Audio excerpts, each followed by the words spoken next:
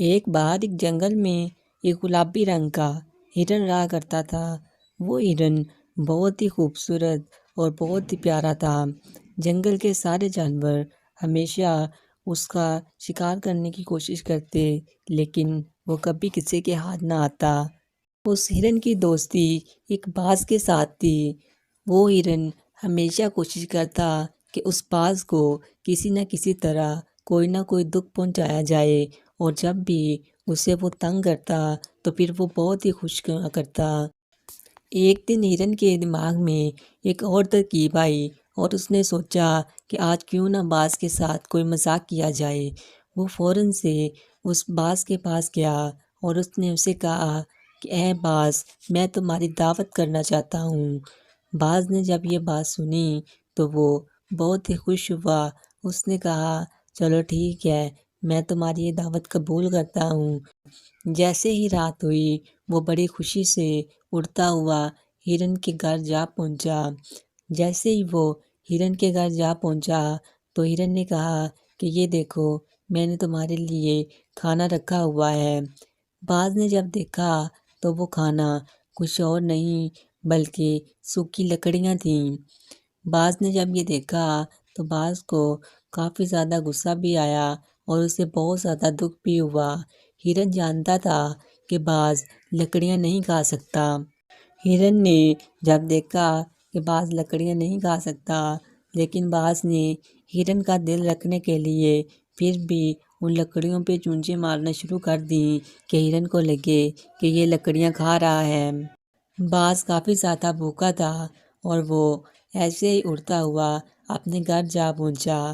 ایسے ہی کچھ دن گزرے تو باز نے کچھ انڈے دیے ہوئے تھے اور اس کے انڈوں میں سے ایک بہت ہی پیارا اور چھوٹا سا باز نکلا۔ باز نے اپنے چھوٹے سے بچے کو دیکھ کر بہت ہی خوشی کا اظہار کیا۔ اس کا صرف ایک ہی دوست تھا جو کہ ہرن تھا۔ اس نے سوچا کہ چلو میں فوراً جا کر اپنے دوست ہرن کو بھی بتاتا ہوں کہ میرا ایک چھوٹا سا بچہ ہوا ہے، وہ بہت ہی زیادہ خوش ہو جائے گا۔ باز اسی وقت اڑتا ہوا وہاں سے گیا اور ہرن کے پاس جا پہنچا۔ اس نے ہرن سے کہا کہ تمہیں پتہ ہے میرا چھوٹا سا بچہ ہوا ہے۔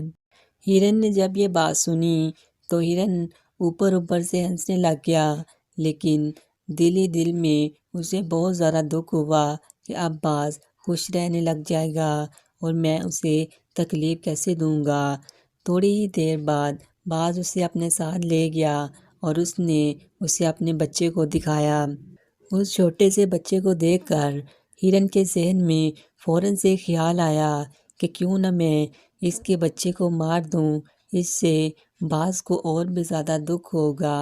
اب وہ ترکیبیں لگانے لگ گیا کہ وہ کیسے اس باز کے بچے کو مارے۔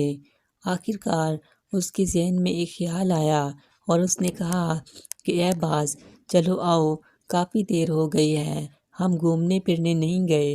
ہرن باز کو لے کر اپنے ساتھ باہر جانے لگا۔ رستے میں تھوڑی دور جا کر اس نے باز سے کہا تم ادھر ہی رکو، میں گھر پہ کوئی چیز بھول گیا ہوں، میں وہ لے کر آتا ہوں۔ باز وہیں پہ ہی رکا اور ہرن بھاگتا ہوا وہاں سے گیا اور اس نے جا کر اس باز کے بچے کو مار دیا۔ باز کے بچے کو اس نے مارنے کے بعد فوراً سے بھاگتا ہوا وہاں سے واپس آیا اور باز کے پاس آن پہنچا۔ ایسے ہی ہرن اور باز دونوں کافی دیر تک گھومتے رہے اور گھومنے کے بعد جب باز واپس اپنے گھر آیا تو اس نے دیکھا کہ اس کا بچہ مرا پڑا ہے۔ باز بہت ہی زیادہ دکھی اور پریشان ہونے لگ گیا۔ اس نے جا کر ہرن سے کہا کہ اس کے بچے کو کسی نے مار دیا ہے۔ ہرن نے اب اوپر اوپر سے ہی رونا شروع کر دیا کہ جیسے اسے بھی بہت دکھ ہوا ہے، لیکن اسے کوئی بھی دکھ نہیں تھا۔ باز اب ایسے ہی جب دکھی رہنے لگ گیا تو کچھ ہی دنوں بعد وہ مر گیا۔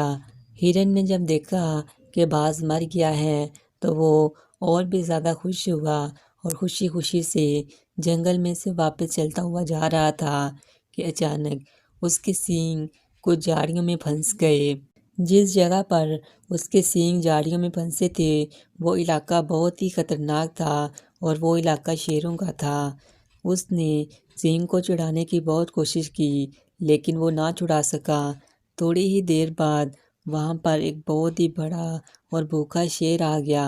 اس نے آ کر اس ہرن پر حملہ کیا اور ایک ہی حملے میں اسے مار گرایا اور اسے تھوڑی ہی دیر بعد اسے کھا گیا۔ اس طرح ہرن نے جو باز کے ساتھ برا کیا تھا اس کو اس کا بدلہ بہت جلد ہی مل گیا۔